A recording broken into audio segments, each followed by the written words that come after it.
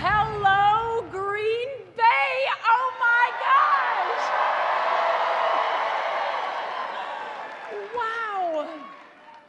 Well, everybody, I'm Dr. Kristen Lyerly. I am the OBGYN doctor whose name is on the judgment that brought abortion back to Wisconsin after Roe v. Wade.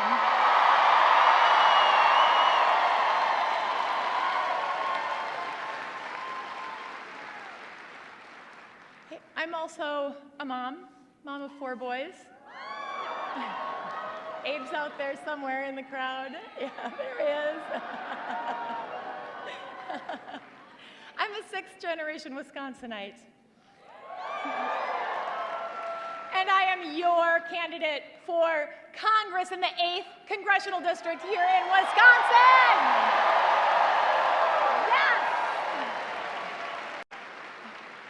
Now, we don't need to guess at what Donald Trump has planned for us because he's told us.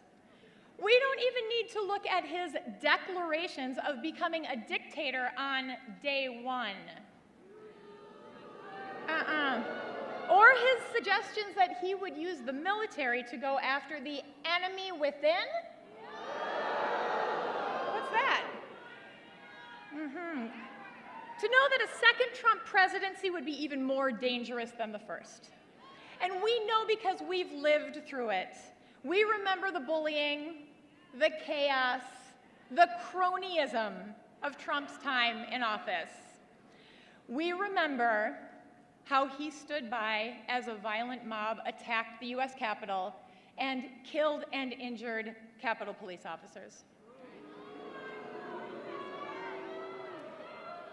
I mean, have you seen what is in Donald Trump's Project 2025 agenda? The whole thing, she read the whole thing. That's 900 pages, people. That's commitment. It is terrifying. He wants to control every aspect of our lives. Not only would Trump's Project 2025 strip away our access to reproductive health care, my specialty, but even further, get this, it would force all 50 states to report women's miscarriages to the federal government. That is actually in Project 2025, right? Yes, it is. That's our business. And you know, the voters that I talk to believe that every woman should have their own right to make their own personal medical decisions. Yes. Thank you.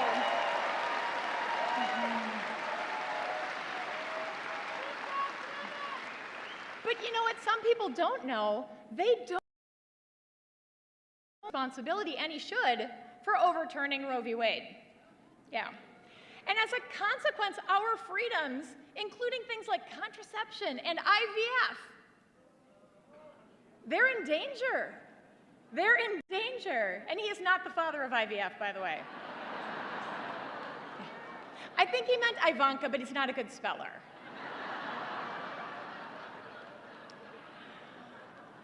Now, it's really important for us to talk with our friends and our families about what's at stake this November. And the good news is we have a much better choice. Much, much, much better choice. Vice President Harris.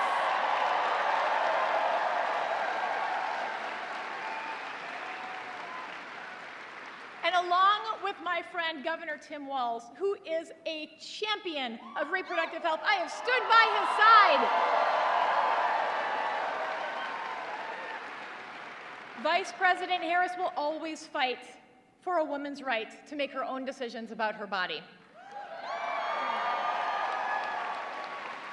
And the only way to restore our reproductive rights is by electing Vice President Harris, Governor Walz, and Democrats up and down the ticket.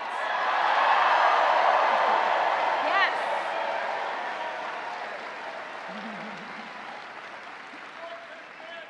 Democrats trust women to make decisions about their own bodies. And when Congress passes a bill to restore reproductive freedom, and I'm going to be front and center on that bill, Vice President Harris will sign it.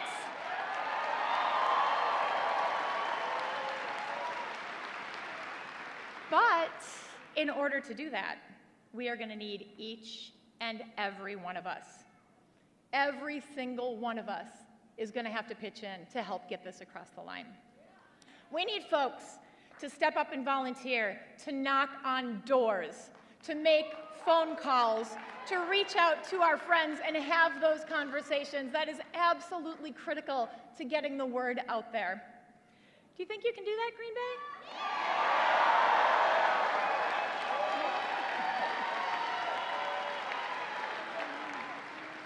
So before I hand things over to my friend, Jim Ritterbush, I just want to try something here. I'm going off script. Everybody's nervous and back right now. You know, we've got this stadium across the street that houses our Green Bay Packers. We own them. They are our team. Our team. And there's this cheer that we do every Sunday, and frequently, more frequently than every Sunday. We do it a lot. It goes like this. Say it with me if you know it. I'm going to sing it. Bum, bum, ba-da-dum. Hey, that's really good. Okay, let's try something different. That's 3 syllables, right? I've got another word with 3 syllables. It's Ka-ma-la. You want to try it? All right, let's go. Bum, bum, ba-da-dum. Ka-ma-la. Yes, let's go, Green Bay!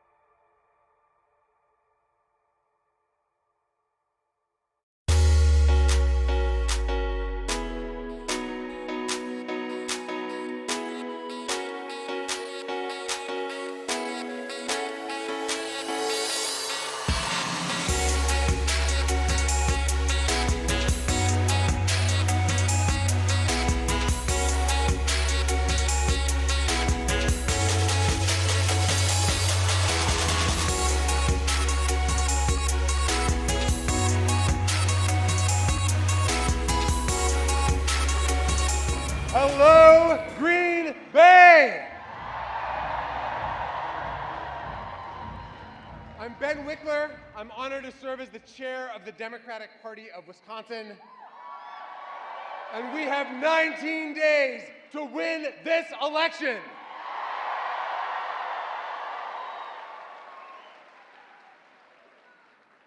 We are all so lucky. We have been given this gift to be Wisconsinites in this moment in our history. We know that Wisconsin's special. There's no particular reason why Wisconsinites should have so much more power than folks in almost anywhere else in the nation to choose the next president of the United States. But we have that power. And we have the power in Wisconsin and nowhere else to vote for Tammy Baldwin and win a 3rd term in the United States Senate. And right here, this is an open congressional district, and you have the chance to vote for Kristen Lyerly for the U.S. House and flip this seat blue. And we finally have fair maps in the state of Wisconsin. And we can elect Jamie Wall and state Senate Democrats, and we can win Christy Welch, Ahmad Rivera-Wagner. We can win Ryan Spouty's district. We can make Robin Voss the minority leader in the Wisconsin State Assembly and win a Democratic Assembly majority. It's all right here. Now look, that is a lot, and you might feel the pressure. And these elections are close. You look at the polls, maybe don't look at the polls. The polls will tell you these elections are basically tied. They're a toss-up. Pollsters say it's in the margin of error. but we don't think about the margin of error. We call it the margin of effort. Because we know that we win elections when we work for it. So I want to ask everyone here who's got a phone to take out your phone right now. Just hold your phone in the air with your glowing hand. Hold your phone, and now bring it to, oh, look at these beautiful phones. Now, pull it down to your face and put in wisdems.org/volunteer. wisdems.org/volunteer, yes. It just makes you laugh with joy to think about signing up for shifts. Because my question today is, are you ready to work to win this election? Are you ready to sign up for volunteerships and knock on doors? Are you ready to make phone calls for this election? Are you ready to talk to your friends, your family, your neighbors, your exes? This time, break the silence, ask them to turn out and vote. Because we are in the state, the land of the nail-biter. We're the only state in America where 4 of the last 6 presidential elections has come down to less than 1 percentage point. That's 2 or 3 votes per precinct across the state. That means that if the person to your left and the person to your right and you all walk into the precinct, you could be the people that put that precinct over the top for Harris and Walz and Baldwin and Lyerly and our state legislative candidates. Are you ready to do everything you can in this final stretch? Let me hear you say it. You feel the energy pulsing from your hand. Are you ready to fill in that ballot for Harris and Walz and Baldwin and Lyerly? Green Bay, are you ready to win this election? Let's do this, Green Bay. Thank you.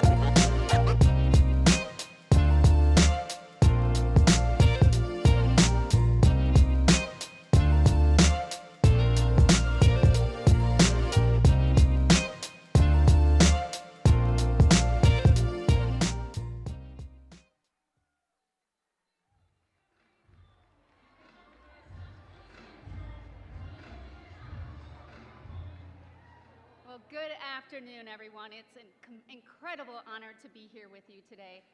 As stated, I am Shannon Holsey, and I serve as the president of my tribal nation, the Stockbridge-Muncie Band of Mohican Indians.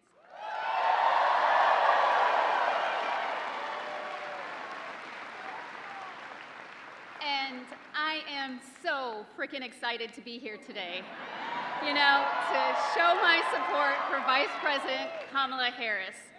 You know, Vice President Harris has been a fierce advocate for tribal sovereignty, working to secure funding for things like healthcare, education, economic development, and it truly empowers and makes a difference in our communities.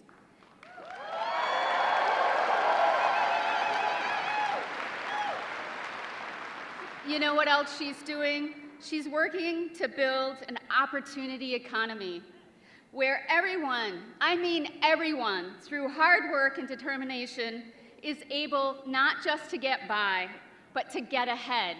Now, who doesn't love that?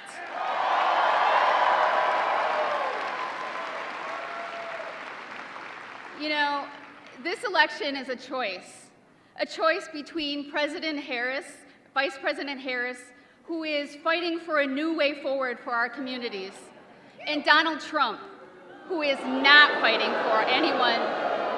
That's right, he's not fighting for anyone besides himself. The choice, at least for Native people, are clear.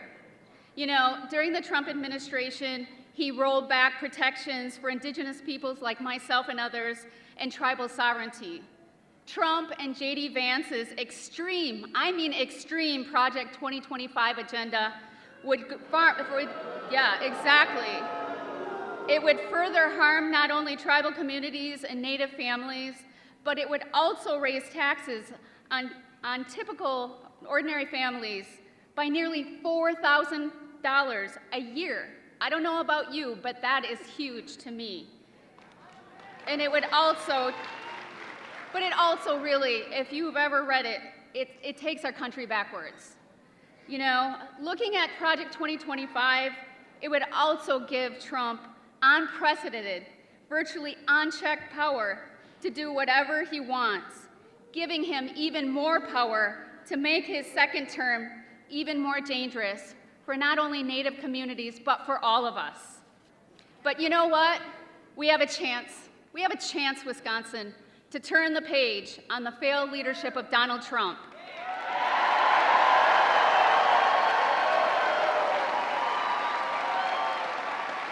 You know what? We also have an opportunity to elect a new generation of leaders.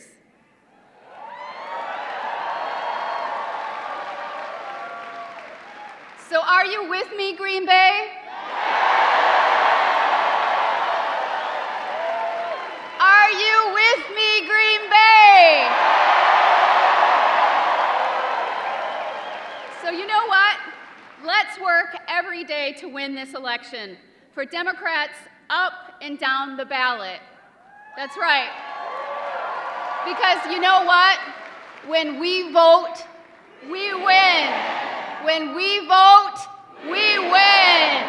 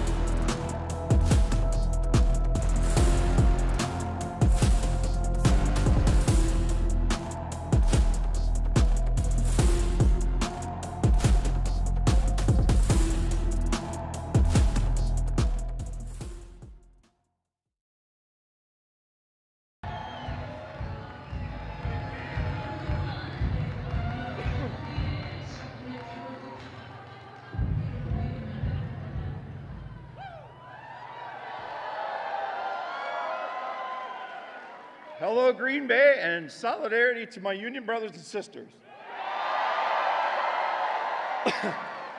My name is Jim Ritterbush. I'm a Green Bay Packer. I work at JBS Meatpacking Plant in Green Bay. I'm also Vice President of the United Food and Commercial Workers, Local 1473. Such an honor to welcome Vice President Kamala Harris to Titletown. Next month marks 40 years since I became a proud union member. Organized labor runs deep in my family. Sorry. My father was a Teamster.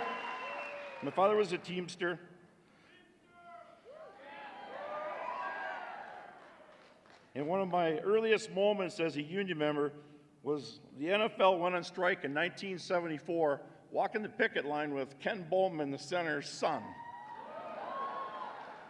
That's why I'm so honored to be here to welcome the most pro-union president in history, Kamala Harris, to Green Bay.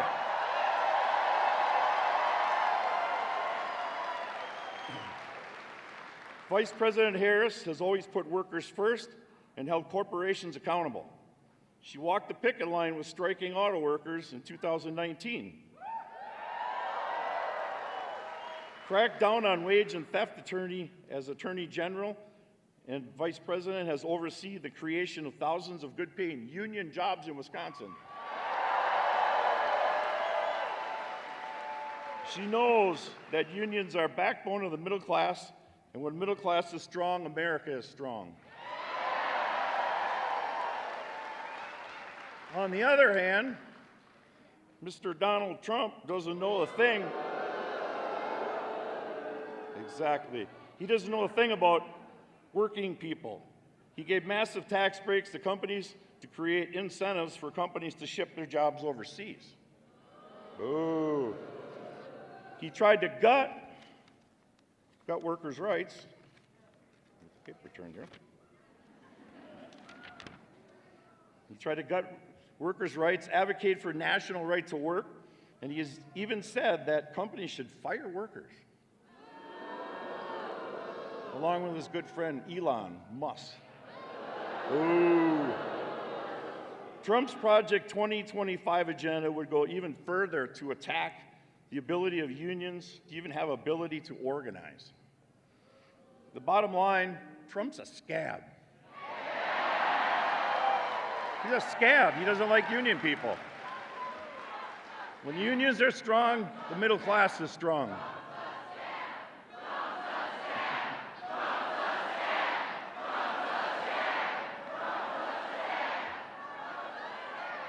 A second Trump term is too big of a risk. That's why in November, my union brothers and sisters will work hard and across the country to defeat Donald Trump and send Vice President Harris and Governor Walz to the White House.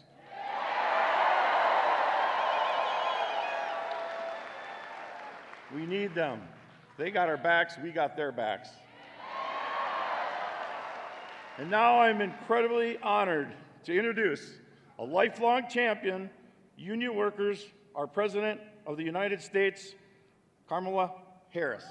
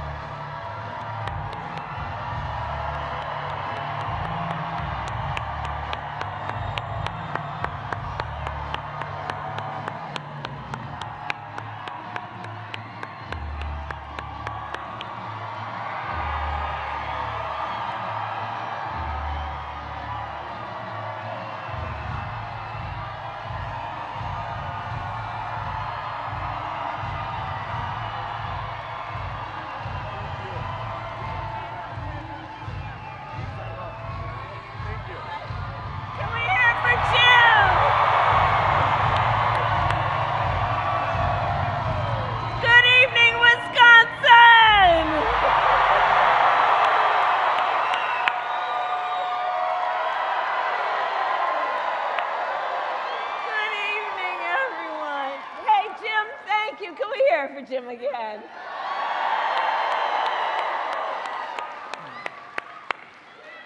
Oh, it's good to be back. Hey, everybody. Hey, Green Bay. Hi, everybody.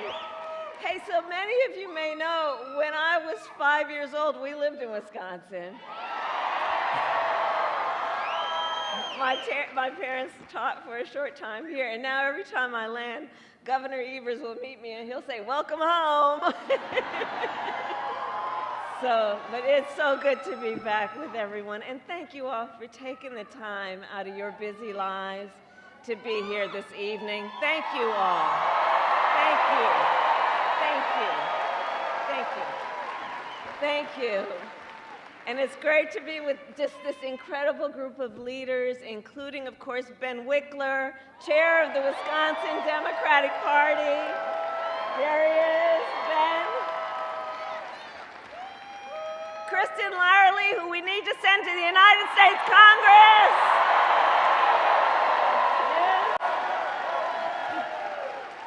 And Green Bay, let's re-elect someone who has spent her career fighting for Wisconsin families and manufacturing right here in Wisconsin, your Senator Tammy Baldwin.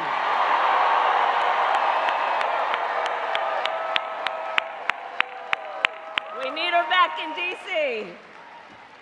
We are also joined by tribal leaders, including President Halsey, who is here from the Stockbridge-Muncie Band of Mohican Indians.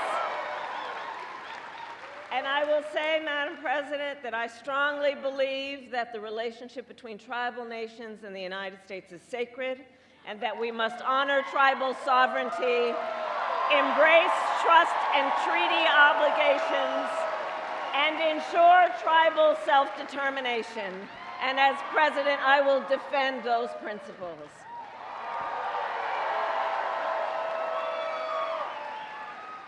All right, Green Bay. So, Green Bay, we have 19 days until Election Day. 19 days. So we are entering the home stretch. And this is going to be a tight race until the very end. Look, we are the underdog, and that's why we are, and I am campaigning to earn every single vote, because I intend to be a president for all Americans.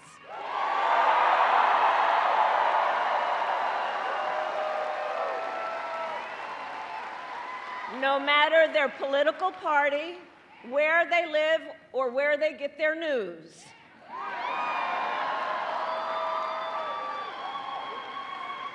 On that point, last night you may have seen that I went on Fox News.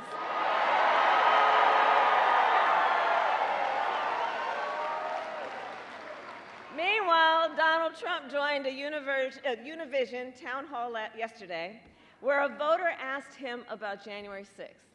Okay, now we here know January 6th was a tragic day for our country. It was a day of terrible violence with attacks on law enforcement. 140 law enforcement officers were injured that day. Law enforcement officers were killed that day. And what did Donald Trump say last night about January 6th? He called it, quote, a day of love.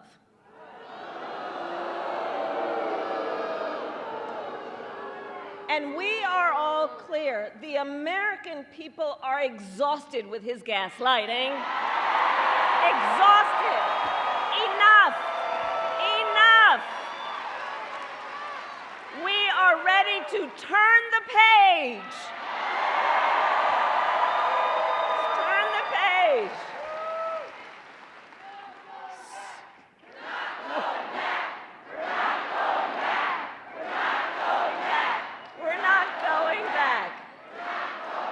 And the reason Wisconsin is because we know this election is about two very different visions for our country. One that is focused on the past, his, and ours that is focused on the future. On the future. Because we know America is ready for a new way forward, ready for a new, optimistic generation of leadership. All of us. It's all of us.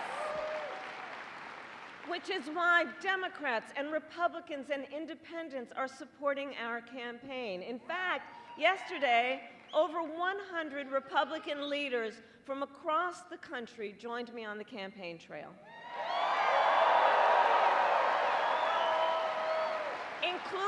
Including some who had previously served in Trump's administration. And I believe it is because America wants a president who will serve on behalf of all the American people. And that has been the story of my entire career. My entire career, I've only ever had one client: the people. The people. As a young courtroom prosecutor, I stood up for women and children against predators. As an attorney general of California, I took on the big banks and fought to deliver $20 billion for middle-class families that faced foreclosure. I stood up to veterans and stood up for veterans and students being scammed by big for-profit colleges. You know who ran a big for-profit college? Let's not forget. And I stood up for those veterans and students who were being scammed by for-profit colleges that were trying to rip them from their dreams and charge them, producing nothing in return. I have stood up for workers who have been cheated out of the wages they were due. I have stood up for seniors who are facing elder abuse. And as president, I will always fight for the American people. I will always fight for the American people. And together, we will build a brighter future for our nation. Together.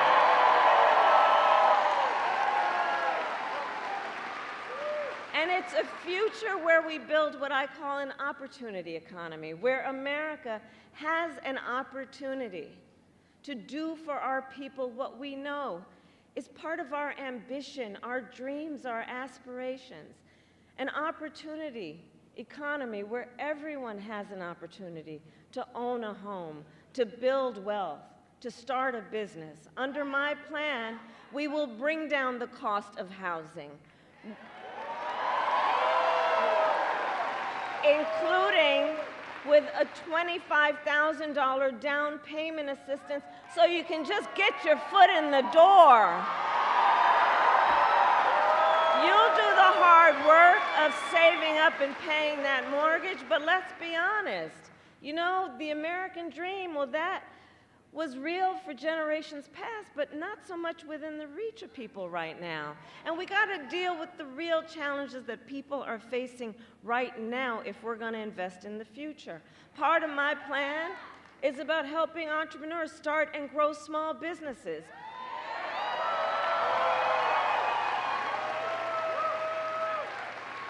Look, my mother worked hard, and there was a woman who lived 2 doors down from us, our neighbor, who helped my mother raise us. She was a small business owner. I know who our small business owners are. You are not only business leaders, you are community leaders, you are civic leaders, and it is our small businesses who are the backbone of America's economy. I know that to be true. Do we have any small business owners here tonight? Raise your hand. Yeah.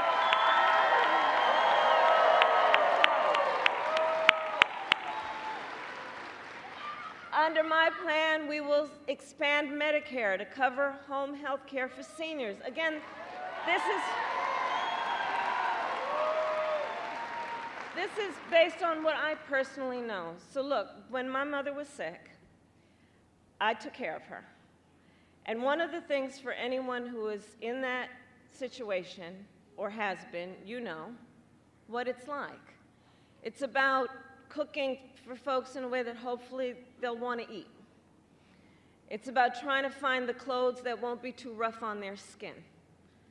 It's about trying to, from time to time, think of something that can put a smile on their face or make them laugh. It's about dignity. It's about dignity.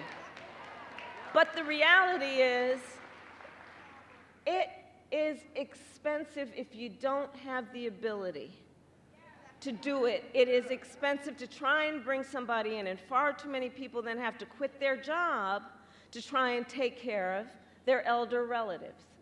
And that's not right. That's not right. And so we also know there are so many people in what we call the sandwich generation, right, who are raising young children while you're taking care of your parents. And it's almost impossible to do it all. So my point is this: either under the current system, you pay down and lose all your savings so you can qualify for Medicaid, or, you know what I'm saying, either you have to give it all up and to be able to qualify for Medicaid, or you're going to have to quit your job or somehow figure out how you can afford to bring in help. So my plan is that instead, we're going to have Medicare cover home health care for those who need it.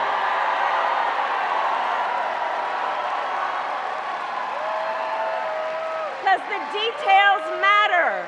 The details matter. In an opportunity economy, here's how I see it. We must create good-paying jobs that are available to all Americans and not just those with college degrees, okay? Because here's the thing, a college degree is not the only measure of the skills and experience of a qualified worker.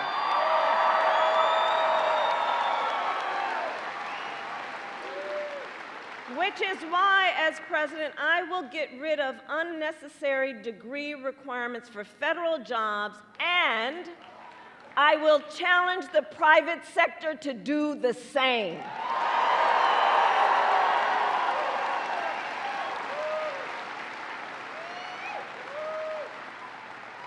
And we will lower costs on everything from healthcare to groceries and take on corporate price gouging. I've done it before, and I will do it again.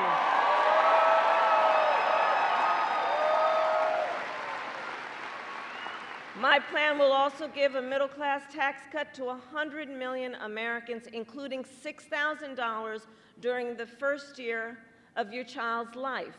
Because here's the thing. We know the vast majority of parents have a natural desire to parent their children well, but not always the resources. And that shouldn't be the thing that gets in the way of giving a child all that we know parents have to give.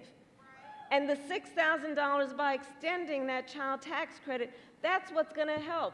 You buy a crib or a car seat and all the things that that child needs during that most critical phase of their development. And I share with you some of these details to say this. I will always put the middle class and working families first. I come from the middle class, and I will never forget where I come from. Never. Never.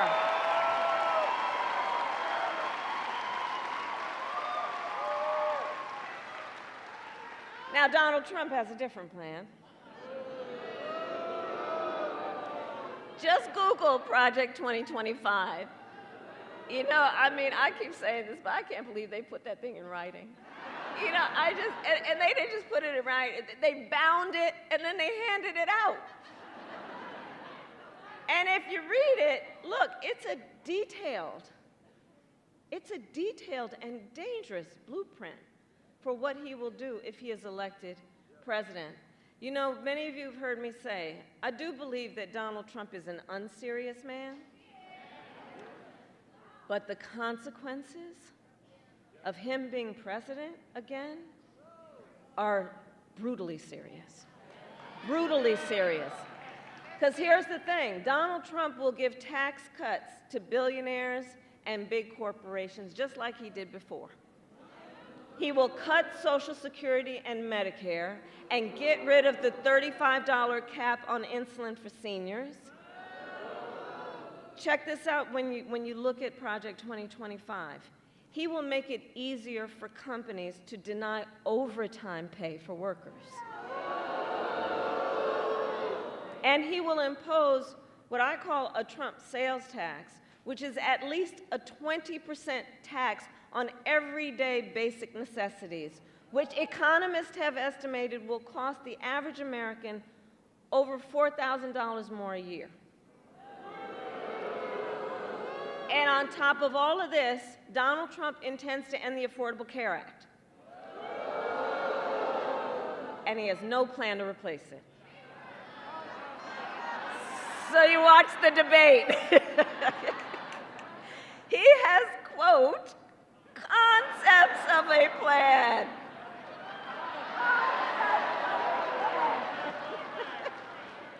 Come on. But again, it's a serious issue because here's the thing. He's going to then threaten health insurance coverage for 45 million Americans based on a concept and take us back to when insurance companies were denying people with pre-existing conditions. You remember what that was? Well, we are not going back. We are not going back. We are not going back.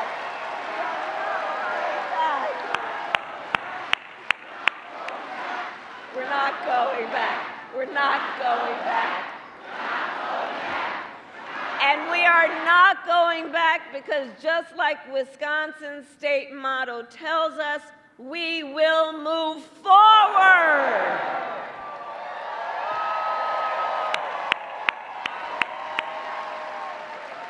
Because ours is a fight for the future, and it is a fight for freedom. Like the fundamental freedom of a woman to make decisions about her own body and not have her government tell her what to do. And no matter how he'd like to gaslight us, we are clear about how we got here.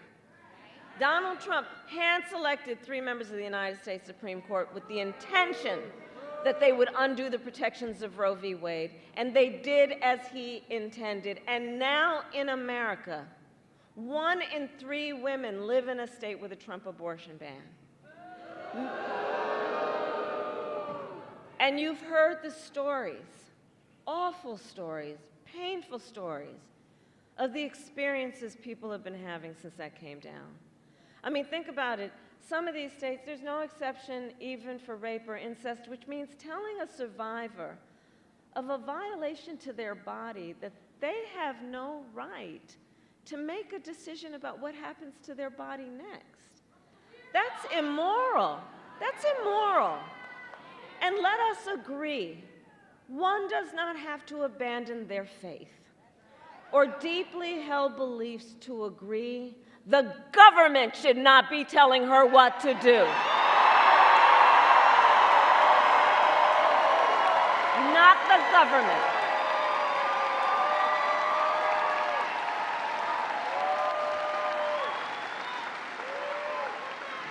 And it is my pledge to you, when Congress passes a bill to restore reproductive freedom nationwide, as President of the United States, I will proudly sign it into law.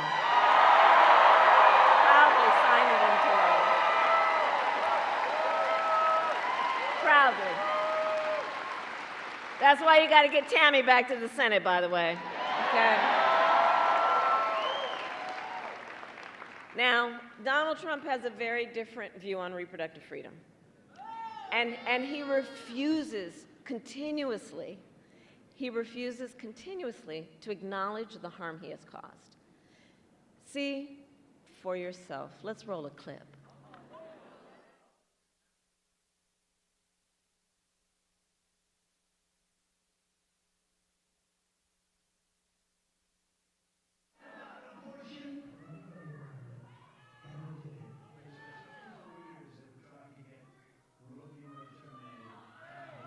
Women thing, I did a great thing long term. I think they'll understand on the Roe v. Wade. I did a great thing. Well, I want to talk about IVF. I'm the father. You don't hear that every day. I'm the father of IVF.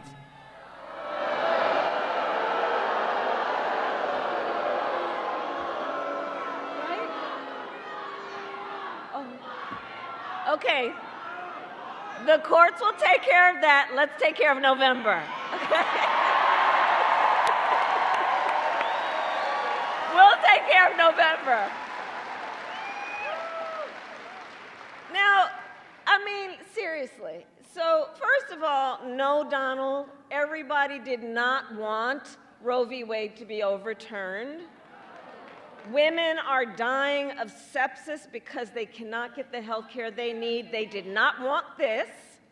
Couples just trying to grow their family are being cut off in the middle of IVF treatments. They did not want this. And now, I mean, it just gets more unbelievable sometimes. And now the man calls himself the father of IVF? I mean, what does that even mean? And all of that, well, he is the one who, by the way, is responsible for it being at risk in the first place. And what is sadly interesting, I think, is that when you listen to Donald Trump talk, it becomes increasingly clear, I think, he has no idea what he's talking about when it comes to the health care of women in America.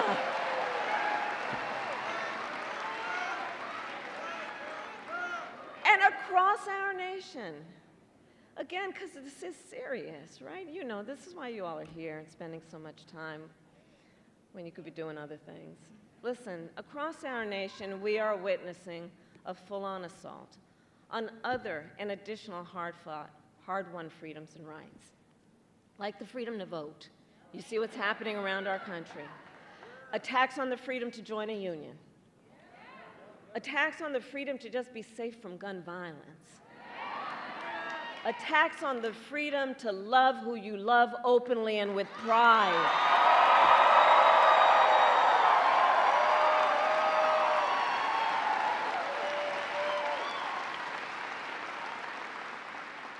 So much is on the line in this election. And this is not 2016 and it's not 2020. The stakes are even higher. Because a few months ago, the Supreme Court told the former president that he is effectively immune no matter what he does in the White House. Now, just imagine Donald Trump with no guardrails. Think about that. He who has vowed, if reelected, he will be a dictator on day one. That he will weaponize the Department of Justice against his political enemies. He who calls Americans who disagree with him the enemy from within, and says that if reelected, he would use the military to go after them. He who has called for the, quote, termination of the Constitution of the United States. And let us be very clear. Someone who suggests we should terminate the Constitution of the United States should never again stand behind the seal of the President of the United States. Never again. Never again. Never again.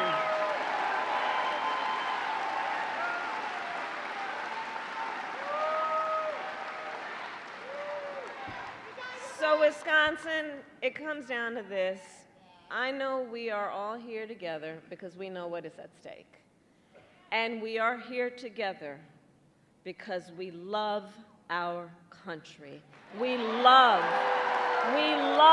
our country. And I do believe it is one of the highest forms of patriotism, of an expression of the love of our country to then fight for its ideals and to fight to realize the promise of America. And that's what we are doing.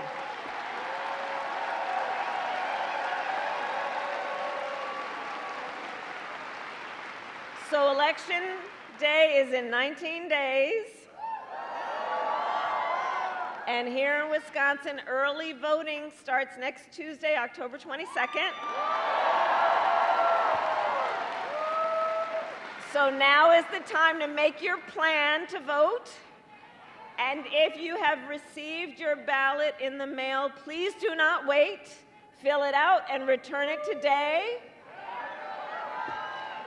And remember, Wisconsin has same-day voter registration. So if, right?